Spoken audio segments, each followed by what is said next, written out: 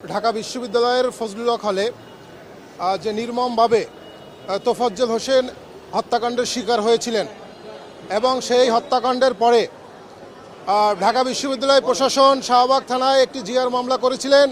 সেখানে অজ্ঞাতনামা হিসেবে আসামি করা হয়েছে, কাউকে স্পেসিফিক করে আসামি করা হয় নাই। তো আমরা শুধু নয়, সারা পৃথিবী এবং সবাই দেখেছে যে এই তোফাজ্জল হত্যাকাণ্ডের সাথে কারা জড়িত। একদম স্পেসিফিক করে করে ভিডিওতে দেখা গেছে কারা আঘাত করে মেরেছে। এত কিছু দেখার পরেও, এত স্পেসিফিক থাকার পরেও ঢাকা বিশ্ববিদ্যালয়ের প্রশাসন তারা অজ্ঞাতনামা হিসাবে আসামি করায়, মামলা করায়। আমরা তাদের এই মামলা নিয়ে সন্দিহান এবং এখানে তোফাজ্জল হত্যার ন্যায় বিচার আমরা পাবো কিনা সেটা সন্দিহান। এই বিদায় আজকে আমরা এই তোফাজ্জলের যে বোন, সে আজকে এই সিআর পিটিশন দায়ের করেছে মহামান্য 23 নম্বর কোর্টে। তো এখানে আমরা মামলার মূল যেটা বলতে চেষ্টা করেছি সেটা হচ্ছে, আমরা চাই এই তোফাজ্জল হত্যার সাথে যারা জড়িত একদম সুনির্দিষ্টভাবে তাদের তথ্য প্রমাণ দিয়ে আমরা কোর্টে মামলা করেছি এবং তাদের যাতে ন্যায় বিচারটা নিশ্চিত হয়, তোফাজ্জল যাতে ন্যায় বিচারটা পায়। কোর্ট আমাদের মামলায় সন্তুষ্ট হয়ে আদেশ প্রদান করেন যে যেহেতু তার আইনগতভাবে সে যেটা করতে পারে আমাদের সিআরপিসির 205-এর ডি অনুযায়ী, সে বলেছে আমি মামলা আমলে নিলাম এবং যেহেতু এর আগে একটা জিআর মামলা হয়েছে, সো আমি জিআর মামলার যে রিপোর্টটাকে আমি কল ফর করলাম, মানে ওটাকে আমি চাইলাম। আর ওই জিআর মামলার রিপোর্ট আসার আগ পর্যন্ত এই সিআর মামলা আজকে যেটা এখানে করেছেন সেটার কার্যক্রমটা স্থগিত থাকবে।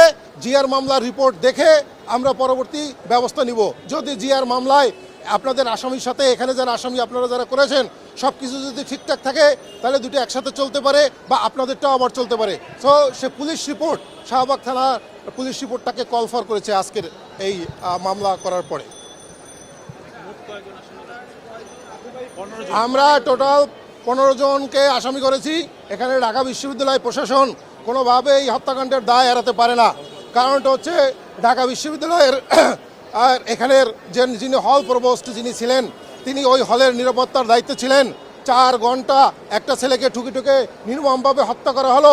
সে 4 ঘন্টায় সেনাবাহিনীকে কল করে ছেলেটাকে উদ্ধার করতে পারতেন, তারা প্রক্রিয়া টিমের সহযোগিতা নিতে পারতেন, কিন্তু সে কোনোটাই করেন নাই। বিদায় আমরা প্রভোস্টকেও এই মামলার আসামি করেছি। এখানে সংখ্যা থেকেই যায় যে যেহেতু 6 জন গ্রেপ্তার হয়েছে, ওর যেখানে সবাই মিলে মারছে সেখানে 15 থেকে 20 জন আসামি ছিল। সেখানে 6 জন গ্রেপ্তার করার পরে আর কোনো মানুষ ছাত্রদের গ্রেপ্তার করা হয় নাই। আপনারা জানেন কিনা জানি না, আমি কিন্তু ক্যান্সার পেশেন্ট, ব্লাড ক্যান্সারের পেশেন্ট। আমি শারীরিক মানসিকভাবে খুবই অসুস্থ। তারপরও আমি আমার ভাইয়ের জন্য এখানে আসছি।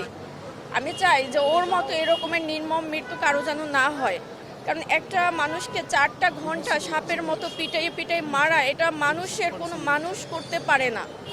জানি না যে ওনাদের আসলে কোন মায়ের পেটে জন্ম হয়েছে যে এরকমের হিংস্র হইতে পারে একটা মানুষের সাথে, তাও একটা মানসিক ভারসাম্যহীন মানুষের সাথে। এই জন্যই হলো আমি এখানে আসা। আর আমি চাই যে ন্যায় বিচার হোক এবং কঠিন থেকে কঠিনতম শাস্তি হোক। আর এই শাস্তি দেখে যেন আর কারো তোফাজ্জলের মৃত্যু যেন না হয় ভবিষ্যতে।